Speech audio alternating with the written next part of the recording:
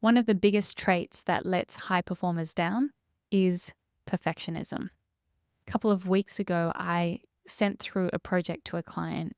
I was shooting a whole lot of videos for them. And once I'd sent it through, I thought I could do those videos better. I could frame them better. The sound could be slightly better. I could change the scripts and tweak them a bit more. My performance could be better. And so I emailed the video editor who was in-house and the head of the project and said, "Hi, I know I sent through this project to you, but I think I could do it better. So if you give me a day or two, I'll reshoot the videos and send through the new videos." The editor came back and he said, "The videos are great. The framing's awesome. The sound's awesome. Your performance is awesome. The script and the content is fantastic. No need to reshoot." The head of the project also came back and said, "No, these are great. What are you talking about? We're really happy with them. Thank you so much." I emailed them back again and said, "Are you sure? I'm really happy to reshoot them. Trust me, they'll be way better." Again, they reassured me. And then I emailed a third time and said, "Look, I might just reshoot them and send them through, and then you can see the difference." And they said, "No, Arabella, we are happy." And I had to stop and say to myself, "Bella, what are you doing? Why are you so caught up in getting these videos, in inverted commas, perfect?" Because perfect doesn't really exist, but more perfect.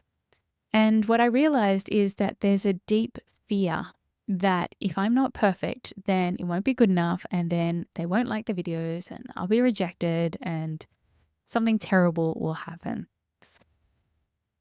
A client sent me an article a couple of years ago from the Harvard Business Review on high performers and perfectionism. And what the article said is that it's born from children who didn't feel safe as a child. So when they didn't feel safe, they tried to control everything by making everything perfect.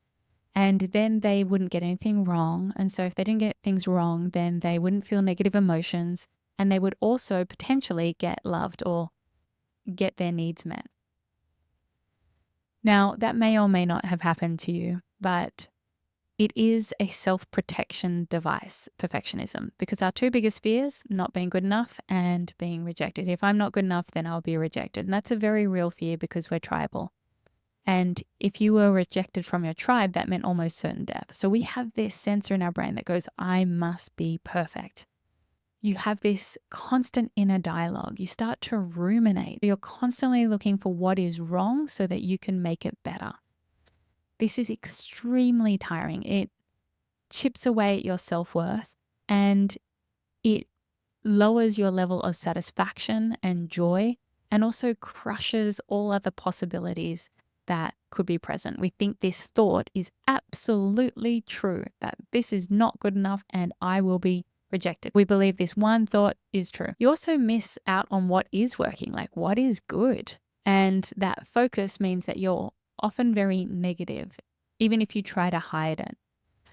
And the reality is that others feel it too. You have these huge high expectations for yourself. And I have clients who say to me, "Oh no, they're just for me. I don't have them for anyone else." Or they didn't feel me judging them. When that's just not true. People feel everything. They know when you're unhappy. Not only will you look at the project or the task and often take it back yourself, thinking I can do it better, faster, more efficiently myself, which then drains you even more and burns you out.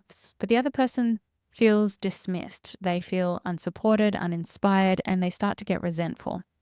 You also are resentful because you're having to do the work that they couldn't do to the level that you thought it should be done. So it creates this toxic relationship.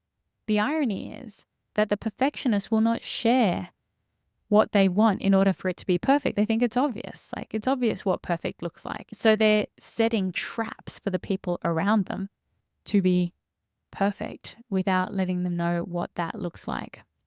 It also stops you seeing other possibilities, because if you believe you know what perfect or right looks like, then everyone is inevitably wrong if they don't have the same views, when there could be many different ways to getting to a good outcome.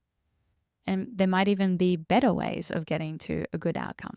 So this negative force, this rumination, this drive to look at what's not right just is so overwhelming that you stop growing learning, enjoying, uplifting, inspiring, and leading. So what can we do about it? There's a few things. The first one and the hardest one is to become aware of it. Because we've got these unconscious patterns, you may not even be aware that you're in your perfectionistic loop trying to look for a way out.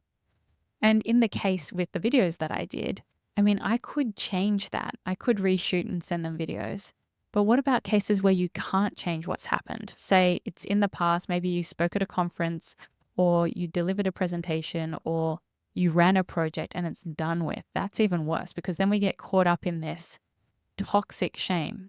Healthy shame is, I did the wrong thing. How could I do better next time? Or what could I do differently? Toxic shame is, I did the wrong thing. Everyone hates. When we start to imagine what other people think about us and we spend weekends, nights, days thinking about what people potentially think about us because of this wrong action that we took or the action that could have been better.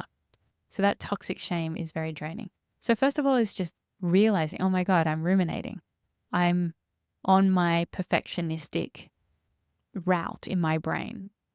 And start to look at how you can redirect those thoughts. I did a breathwork session recently with a woman who works with emergency services, so people who drive fire engines and ambulances and who are called out to save people in floods. And she got us to hold our breath for 30 seconds and then release it, and then hold our breath for 60 seconds and then release, and then do a 1.5-minute hold, which doesn't sound very long, but even for the 30 seconds, your brain starts panicking, thinking, oh my God, I'm going to die. And what's really interesting is you start to notice that your thoughts are just not true. They're not real. She said to us that humans can hold their breath for 4.5 minutes, even more. People train themselves to hold their breath for much longer. So you start to see that this inner dialogue is not necessarily true, which is very, very helpful. When you close your eyes and simply breathe, you also start to self-regulate by taking long, slow, deep breaths. Then you start to lower your cortisol and regulate your nervous system. We know it's one of the fastest ways to do that. But also start to breathe into those emotions like, I am angry and that's okay. I'm scared and that's okay. I'm frustrated and that's okay. I feel shame and that's okay.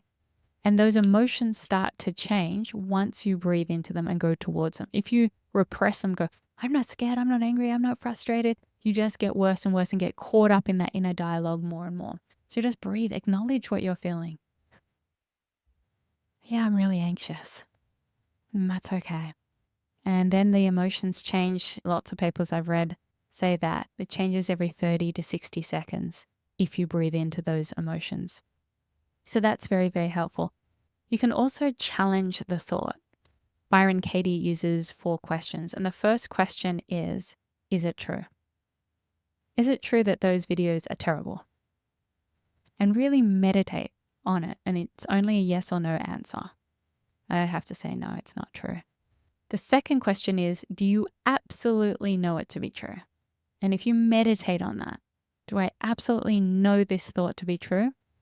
Often the answer is no, it's not. The third question is, how do I react or how do I behave when I believe in this thought? What you notice is if you believe the thought is true, and if you absolutely believe the thought is true, once you get to question 3, where you go, how do I behave when I believe this thought? You start to realize how unhelpful the thought is. Well, I stop being open to ideas, I shut down, I become very self-focused, I am extremely negative, I become drained, all sorts of things start to happen when I believe that thought. The fourth question is, who am I without that thought? You go, I'm fine. Without that thought, I am so okay. Everything is fine. I can concentrate on what I want to. I have joy in my life. I have inspiration. I'm totally fine. And the fifth step is to reframe that thought. So the thought is that the videos are not good enough. You say the videos are good enough. In fact, it's better that the videos are at the quality that they're at, because if they were any better, then people might feel intimidated or that there's too far of a gap between where they are and where they want to be. I don't know. Just play with that thought. Reframe it in as many different ways as possible. Because what that does is give you space. And now you can start to think different things. You can focus on different things. And you're not holding on to this thought as if it's absolutely true. The last step is just to challenge yourself to think one better thought than the thought you're having. For example, they're happy with the videos. I've got 18 years of experience coaching and 20 plus years of being on stage and acting and singing. My level of good or average is actually very, very high. I love helping people. I am good at what I do. I think before I speak. I prepare well.